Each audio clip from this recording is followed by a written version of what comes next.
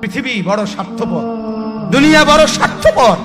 দুনিয়া কাউরে জায়গা দেয় না, দুনিয়া কাউরে জায়গা দেয় না। এত মজবুত পাইলিং করে যেই বিল্ডিং বানাইলাম, দুনিয়া তারে থাকতে দেয় না। যা বেটা যা, যা তুই লাথি দিয়া বাড়ি করে যা, কবরে যা, কবরে যা।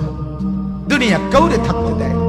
দুনিয়া কত ক্ষমতা ধরকে মাটির নিচে ফেলায় দিছে, দুনিয়া কত সম্পদ আলাকে মাটির নিচে ফেলে দিছে, দুনিয়া কত সুন্দরী নারীকে মাটির নিচে ফেলায় দিছে, মাটির সাথে রেজা রেজা করে ফেলছে। আজ আর চেহারা নাই, আজ আর রূপ নাই, আজ আর যৌবন নাই, আজ আর ক্ষমতা নাই। এমন বাদশা ছিল পৃথিবীতে যার হাতের আঙ্গুলের ইশারায় মানুষের গর্দান উড়াইয়া দিত, যার হাতের ইশারায় উঠত মানুষ, বসত মানুষ। আজ বাদশারা নাই, আজ সম্পদওয়ালারা নাই, আজ মালওয়ালারা নাই। দুনিয়া কাউরে থাকতে দেয় না, কাউরে না দোস্ত, কাউরে দেয় না। দুনিয়া দাদারে আমার থাকতে দেয় নাই। আমার দাদারে আমি দেখছি, আজ আমার দাদা নাই। আমার নানারে আমি দেখছি, আমার নানা নাই। আমার দাদিরে আমি দেখছি, আমার দাদি নাই। আমার নানিরে আমি দেখছি, আমার নানি নাই। আমার বাবারে আমি দেখছি, 14 লক্ষ টাকা বাবার পেনশনের আমি সব ডাক্তারের পিছনে খরচ করে ফেলছি, বাড়ির ফসলের জমি বিক্রি করে ফেলছি। আমার বাপ যেন না মরে বারবার বারে হসপিটালে নিছি, কিন্তু দুনিয়া আমার বাপকে থাকতে দেয় নাই। আমার বাপ কবরে চলে গেছে। দুনিয়া কাউরে থাকতে দেয় না, কাউরে না, কাউরে না, কাউরে না, কাউরে না।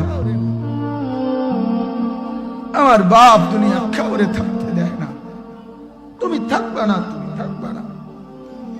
দুনিয়ার ধোকায় পড়ো না বাপ, দুনিয়ার ধোকায় পড়ো না।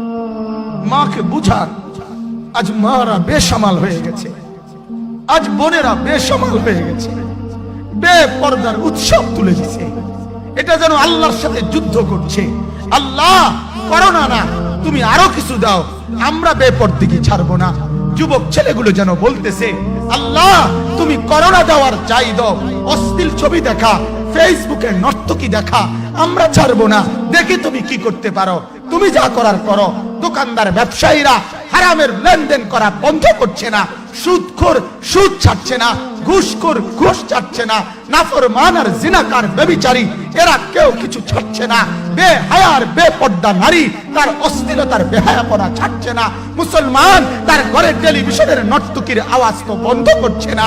হায় করোনা কিভাবে যাবে, আযাব কিভাবে যাবে বলেন, বলেন, বলেন আপনারা।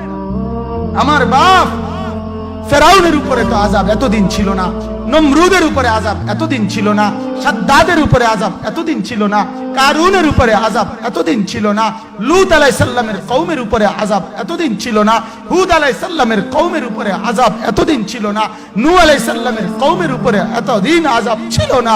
আজ আমরা মালিককে এই পরিমাণ নারাজ করছি, মালিক এত বেশি নারাজ। আজ 1 বছর হয়ে গেছে, 1 বছরের চাইতে বেশি হয়ে গেছে, কই করোনার মহামারীর আযাব তো যাচ্ছে না, গেছে গা বলে। আমাদের লক্ষ লক্ষ বাচ্চার পড়ালেখা বন্ধ, এরা নষ্ট হওয়ার চূড়ান্ত পর্যায়ে পৌঁছে গেছে। মোবাইল এদেরকে শেষ করে দিছে। লক্ষ লক্ষ ছেলে। গতকালকে এক মা আমার আত্মীয় ফোন দিয়া বলতেছে, সকাল 10টায় বাচ্চাটা ঘর থেকে মোবাইল লইয়া বাইর হইছে, রাতের 10টায় মা তারে ফোন দিয়া বলছে, বাপ ঘরে আসতি না, ভাত খাইতি না। বাচ্চা তারে বলতেছে, তোমার অসুবিধা কি, তোমার সমস্যা কি? মা এই কথা বইলা কাঁদা দিছে যে, শোনেন হুজুর কদ্দুর দোয়া করো। এক বাচ্চা, এক ছেলে, সে যদি তার মাকে কথা বলতে পারে, তার মানে গুনাহ তারে এত মজা দিয়া দিছে, ফেসবুক তারে এত মজা দিয়া দিছে, ইউটিউব তারে এত মজা দিয়া দিছে, নর্তকী তারে এত মজা দিয়া দিছে, গুনার দৃশ্য তারে এত মজা দিয়া দিছে, সে মাকে ধমক দিচ্ছে। রাত 10টা বাজলে কি হইছে, রাতের 3টা পর্যন্ত দেখলে তোমার সমস্যা কি? আমার আখিরাত আমি নষ্ট করলে তোমার অসুবিধা কি? আমার জাহান্নাম আমি ঠিক করে নিলে তোমার সমস্যা কি?